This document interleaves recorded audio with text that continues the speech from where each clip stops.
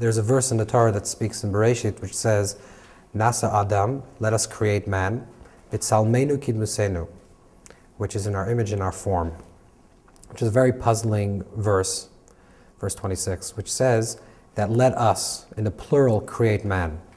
So the question is, the Creator is creating, and it says, let us. Who's the us? Who is the plural?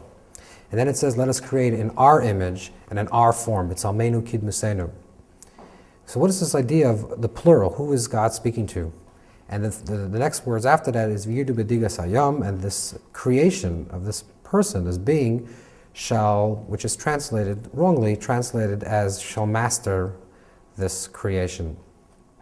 So on a deeper level, the human being is essentially the last of the creation in the creation story, which represents, every day of creation represents an evolvement. So it goes from pure light, which is the first day of creation, and life begins to materialize.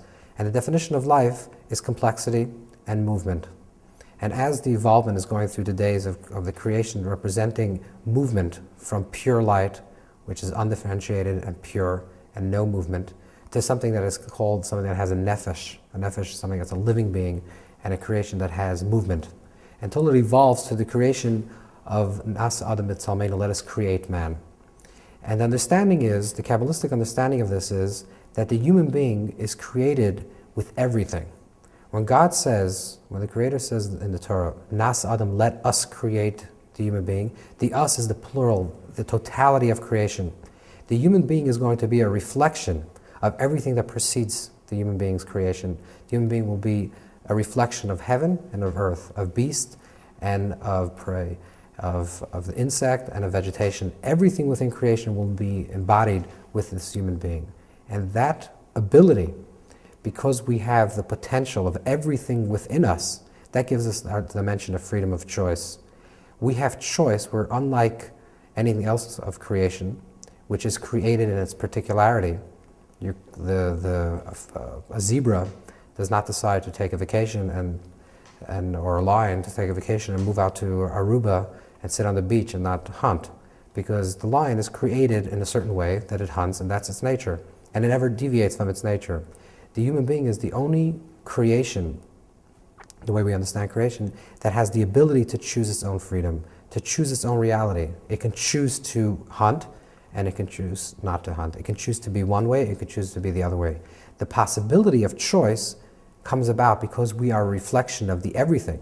Nas Adam B'Tzalmenu kidmusenu, because we are a reflection of everything else within creation, we have the potential of everything else within creation, and we can activate in any part of creation within us. We can act like heaven, and we can act like earth. We can act like angel, and we can act like beast.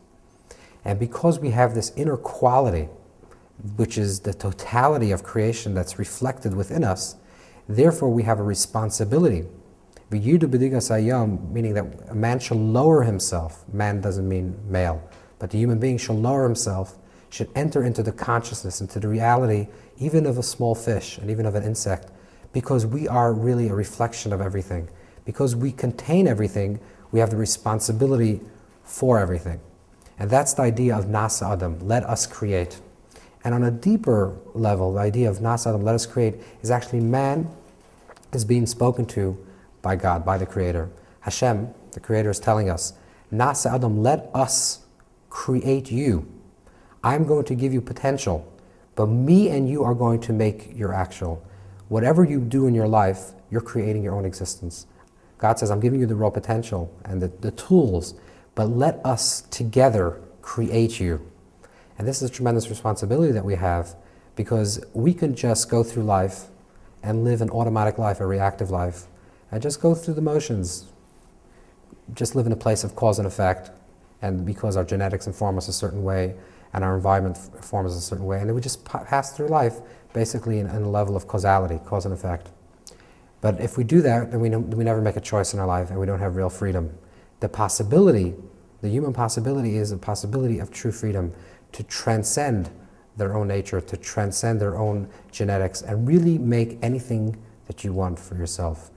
And the base of this reality is the possibility for this reality to really make anything of yourself is because Nasa Adam, God's saying, I am going to create you with me. We're both going to create yourself. And because you're a reflection of everything, you can do whatever you want. But in order to do that, you have to actually believe that. You have to dream the possibility of change.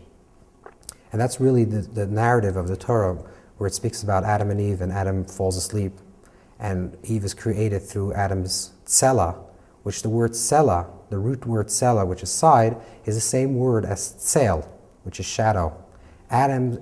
Eve is created through Adam's shadow in a state of sleep, which symbolically represents that Eve, Adam's creation, and this is also reflected man and woman, because Adam can be Eve's creation. Eve is created in the dream state of Adam. Adam dreams up Eve in order to create an Eve, in order to create another. Every relationship that we have in our life, anything that we have, any creativity that we have in our life, before we create something, we have to dream the possibility that it's possible. And if we can dream the possibility that it's possible, then we create it in our own life. And that's the powerful imagery that the Torah uses of a dream state, of a tzel, of a shadow image, which is that we're created in God's imagination, through God's imagination. God dreams a dream of having an other, of having a relationship with another. This is what the Zohar speaks about in the beginning of the portion of that Galav Galifu B'tir Heilah, that there's originally the pure light, and the light desire to have a relationship with another, with a vessel. And the same thing is also within our own life. We desire to have relationships with others, to create things in our life, to create relationships in our life, to do things in our life. But in order to do that, we first have to believe the possibility of creating another. We have to leave the space, leave the room, make space for that the others for the other to exist. And by creating that in our own imagination, in our own dream, we give the possibility to have a real encounter with another and a real experience of creativity. And this is the totality of who we are, that the human being is lived fully. We become full human beings when we can live in that possibility of dream, and in that dream create relationships with other, the possibility of relationships with other, the possibility of creating whatever we want for ourselves, and then actually living it. And we're given that power to create whatever we want for ourselves in our life.